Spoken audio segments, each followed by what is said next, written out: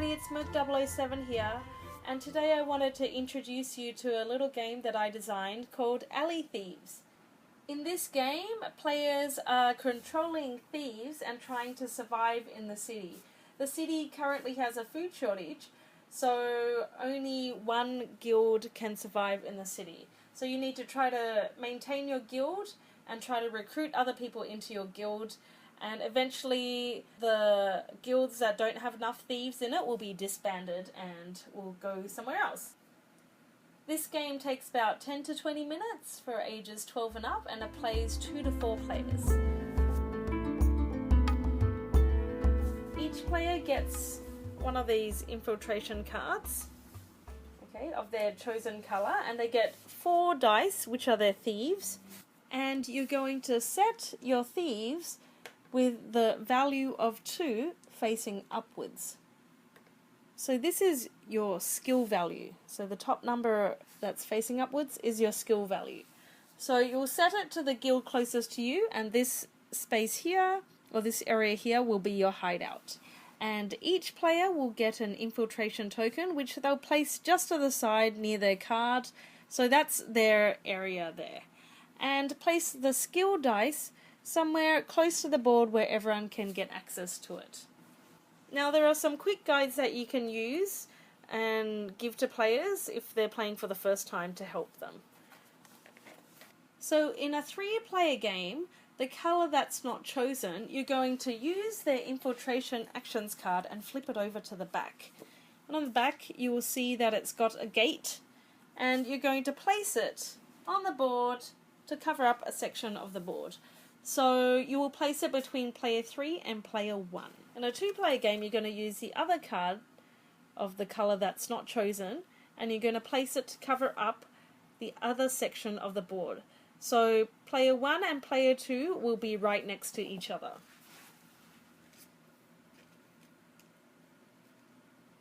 So this is what a 2-player setup would look like. So the area here is now part of the city, and the rest of the board is now covered up by these gates. This is what a 4-player setup would look like. Each player would have their corner, their starting area, this is their hideout, and their card and their token. In Alley Thieves, players are rolling dice to pit their thieves' strengths, their skills, against their opponent's skills to try to recruit thieves into their guild. The player who has the most skill value or the most points at the end of the game wins. So your dice are your thieves. Everybody starts out with a skill value of 2, and eventually when you move around in the map, your skill value may go up and it may go down. So your skill value dictates how far your thief can travel. In the case of 2, your thief can travel up to 2 unoccupied spaces. Only one thief can occupy one spot at any time. Your skill value also dictates how strong your thief is. Now the spaces on the board are these intersections here, and also the hideout spaces, so you can move into another player's hideout. Whenever you recruit a thief, they're going to go down here, and you have a maximum of 5 spaces. At the top of the card, you have infiltration actions here.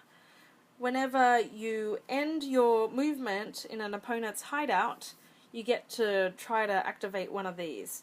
So what you would do is you would roll the skill dice, and whatever result you got there, you can use one of the actions that doesn't have a token already on it.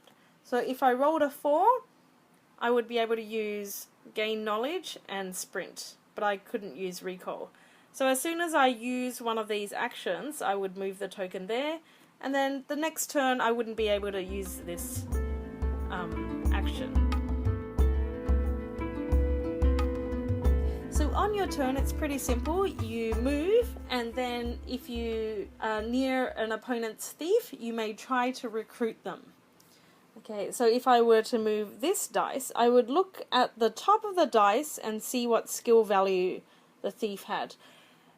That dictates how far I can travel. So I can move all the way over here, I could just move 1 space, or I can move here or here.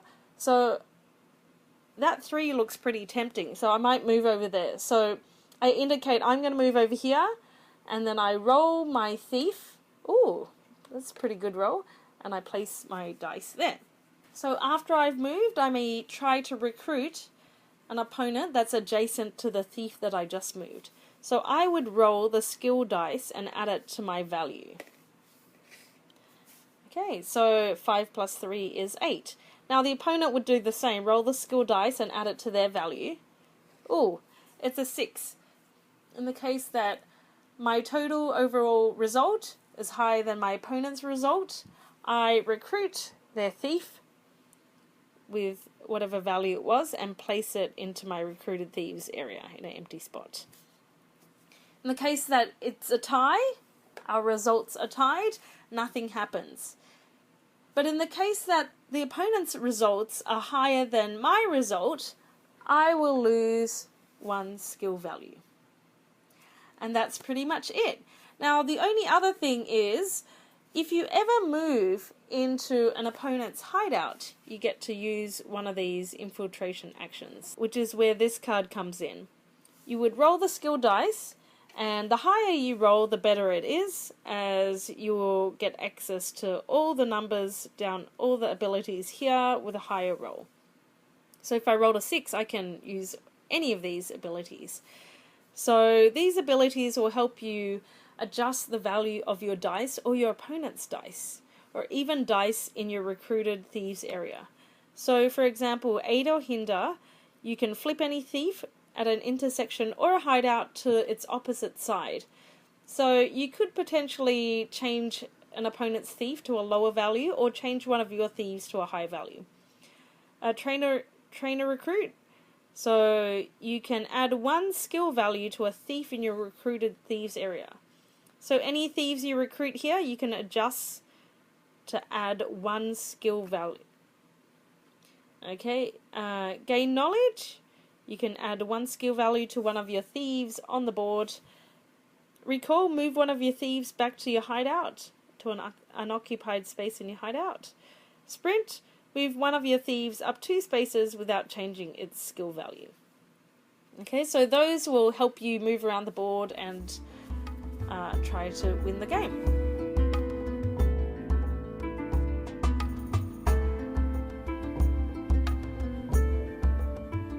So the game ends immediately as soon as a player loses all of their dice from the board.